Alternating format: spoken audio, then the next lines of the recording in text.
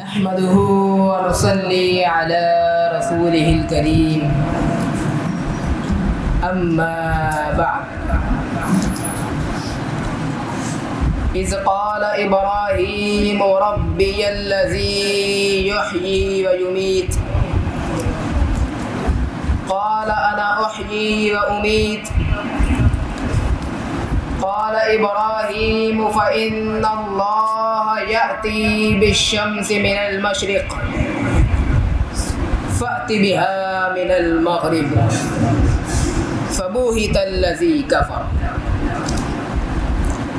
احباب ذی وقار، میں آج جس موضوع کی پتیوں کو پرو کر آپ کے گلے کی مالا بنانے والا ہوں وہ ہے آگ ہے، اولاد ابراہیم ہے، نمرود ہے. آگ ہے، اولاد ابراہیم ہے، نمرود ہے. کیا کسی کو پھر کسی کا امتحان مقصود ہے؟ حضرات، کیا ہے خلیل اللہ کا امتحان؟ کہیں پاؤں تلے کفر کی تپتی زمین اور سر پر آگ برساتا ظلم کا آسمان. جن کے اندر ہے ایسا جذبہ ایمان، کہیں بیٹے کی قربانی، کہیں باپ کا تشدد، کہیں قوم کی دھمکیاں. ارے اتنا ظلم سہنے والا کیا یہ کوئی بھیجا ہے یا انسان؟ اس کے باوجود بھی خلیل اللہ کرتے ہیں یہ اعلان کہ اے مالک ارض و سما، کامیاب کر میرا اور میری ذریت کا امتحان. حضرات، جب میں خلیل اللہ کے امتحانوں پر نظر ڈالتا ہوں تو کہیں مجھے خلیل اللہ کا قوم کے ساتھ مناقشہ نظر آتا ہے، تو کہیں باپ کے ساتھ مکالمہ نظر آتا ہے، تو کہیں بیٹے کی قربانی نظر آتی ہے. انی یذبحک فانظر ماذا تری، تو کہیں ملائکہ کی میزبانی نظر آتی ہے. فقال بس ان جاء بعجل حنیذ، تو کہیں ہجرت کے وقت باپ کو سلامی نظر آتی ہے. قال سلام علیک ساستغفر لک ربی، تو کہیں قوم کی ہٹ درمی پہ پشیمانی نظر آتی ہے. اف لکم ولما تعبدون من دون اللہ، تو کہیں بتوں کی مسماری نظر آتی ہے.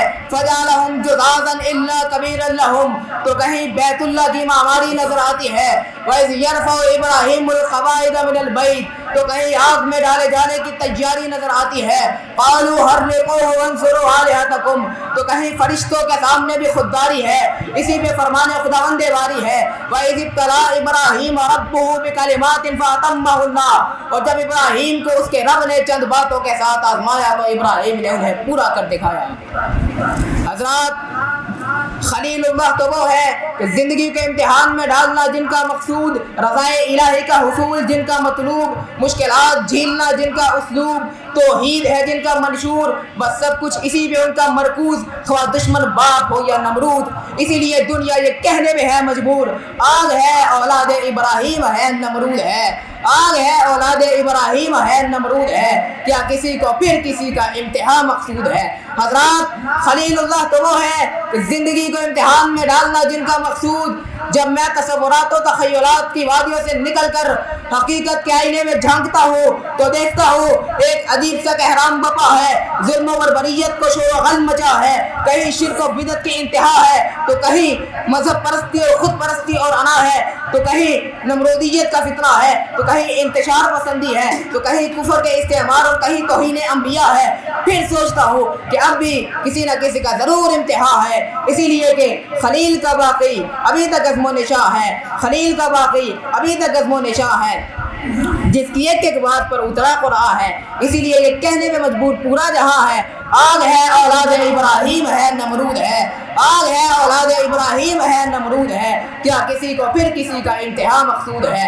ارے اس لیے تو میں کہتا ہوں کہ اے ملت اسلامیہ کے نوجوانان رانا، کہاں صرف ہے تیری توانائیاں، تو ہی تو ہے منہج خلیل کا پاسبا، اسی کے لیے کر دے اپنے آپ کو قربان، خواہ پیش کرنا پڑے اپنا خون یا اپنی جان، پھر آگ بھی پیش کرتی ہے منظر گلستہ، اور یہ کہنے پہ مجبور ہوتی ہے ہر زبان، آگ ہے اولاد ابراہیم ہے نمرود ہے، آگ ہے اولاد ابراہیم ہے نمرود ہے، کیا کسی کو پھر کسی کا امتحان مقصود ہے۔ حضرات آج بھی شرک و بدعت اور روایت غلیظہ سے امت کو نکالنے کے لیے، حضرات آج بھی شرک و بدعت اور روایت غلیظہ سے امت کو نکالنے کے لیے حضرت خلیل کی ابتلاء و آزمائش کو سامنے رکھنا ہوگا، اور خلیل اللہ کو حوادثات زمانہ کو خاطر میں لائے بغیر ہی راہ توحید میں اپنی زندگی قربان کر گئے، اور ہمیشہ کے لیے آب حیات نوش کرنے کا، اور ہمیں یہ درس دیا کہ فنا فی اللہ کی تہ میں بقا کا راز مضمر ہے، فنا فی اللہ کی تہ میں بقا کا راز مضمر ہے،